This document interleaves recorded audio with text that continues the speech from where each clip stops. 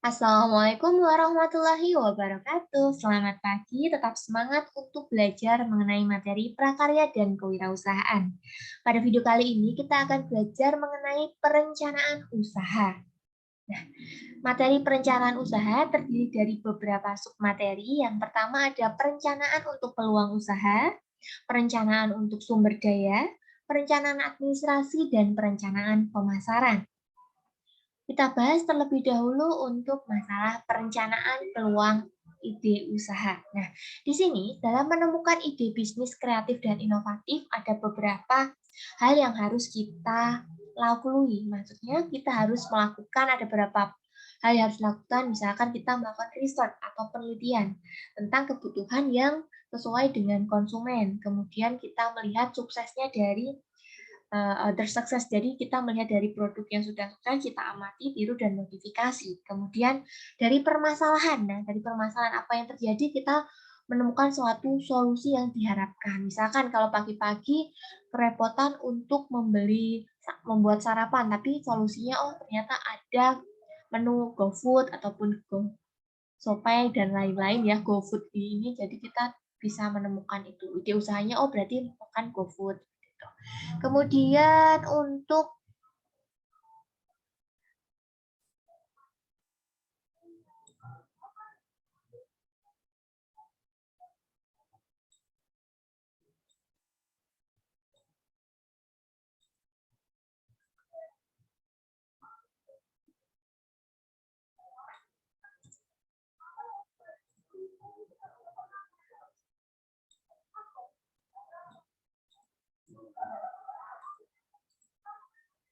Assalamualaikum warahmatullahi wabarakatuh. Selamat pagi, salam sejahtera untuk kita semua.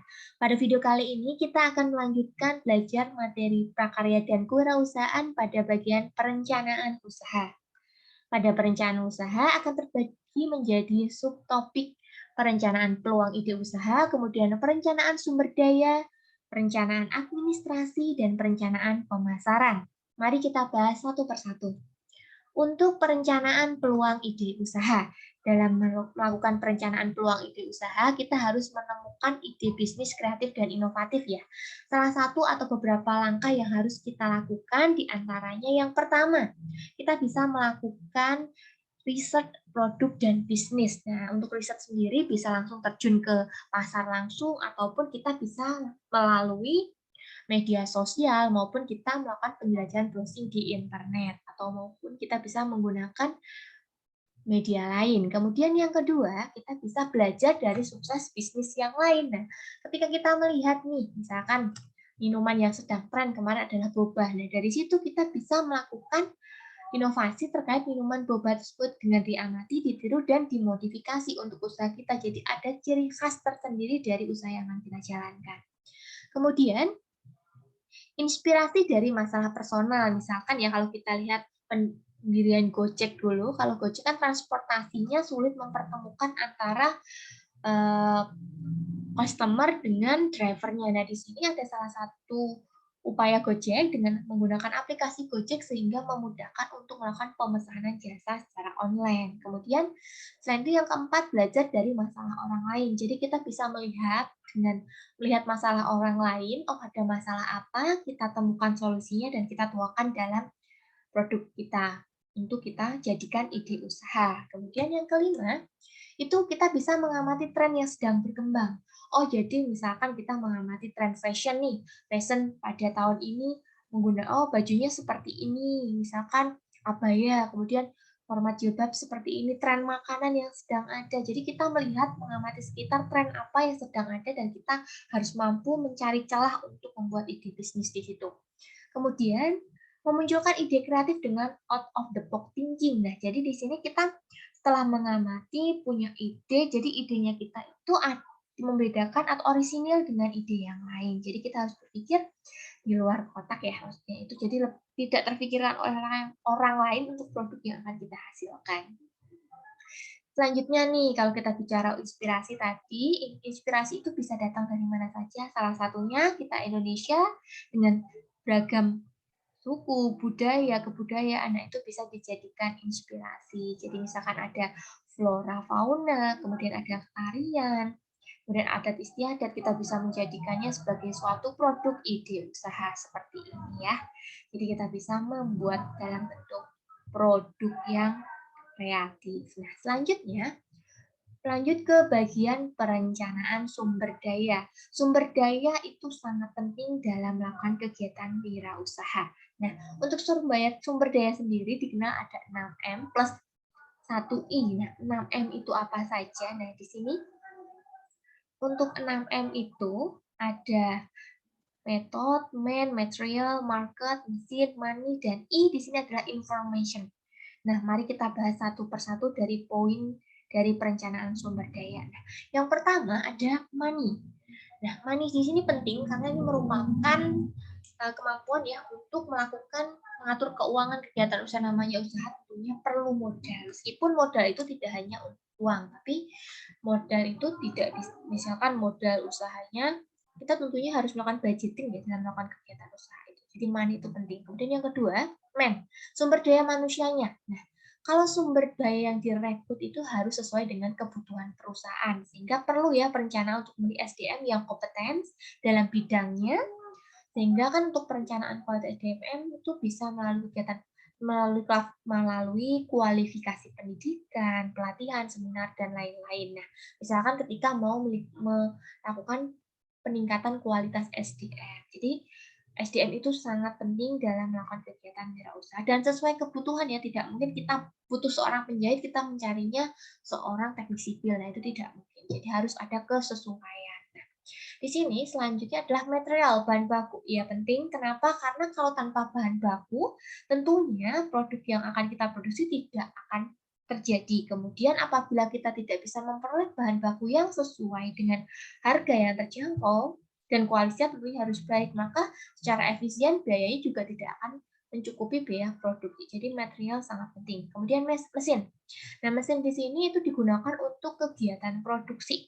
Jadi ketika kita menentukan teknik produksi, nah apakah kita akan menggunakan mesin? Nah, seiring berkembangnya waktu kan kalau teknologi semakin maju ya, tentunya mesin-mesin juga akan semakin berkembang sehingga dalam penentuan teknik produksi pun juga harus dipikirkan. Kemudian selain itu ada metode. Nah, metode di sini adalah mekanisme kerja. Nah, di sini sangat dibutuhkan ya agar mekanisme kerja itu berjalan efektif dan efisien. Nah, kalau kita kenal biasanya dalam organisasi itu ada namanya SOP atau standar operasional kerja.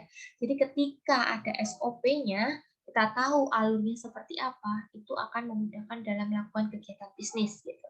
Kemudian yang keenam adalah market atau pasar. Nah, kita dalam menentukan suatu wirausaha atau produk kita yang hasilkan, kita juga harus tahu pasar mana yang akan menjadi segmen kita, gitu.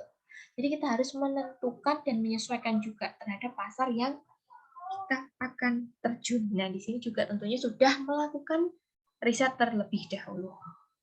Selanjutnya adalah perencanaan terkait dengan informasi. Ya, kenapa saya tambahkan untuk informasi? Karena informasi ini sangat penting dan dibutuhkan ya dalam suatu kerjaan.